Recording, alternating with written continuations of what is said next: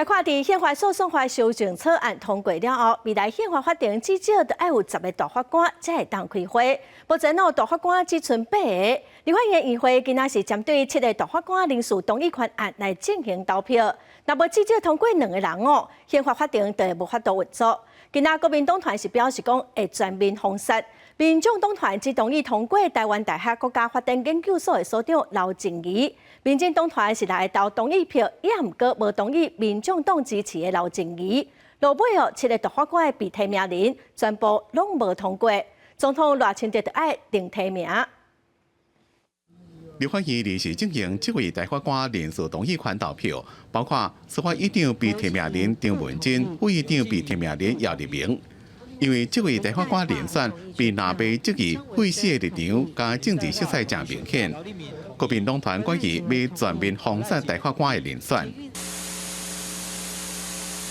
南亚立委徛几排，伫投票进程态度同款，大声喊拒绝废死大法官。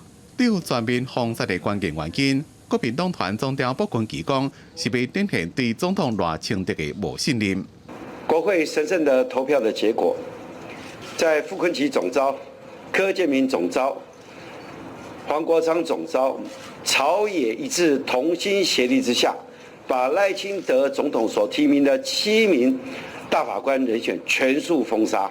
大法官作为宪法的守护者，必须要有足够的道德勇气。对民众党团决定要团进团出。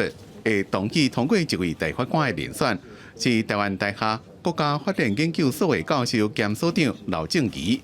刘静怡不同意。刘静怡不同意。因为民进党团是互大家正意外出招反制，同意6位被提名人，只敢若无同意刘静怡。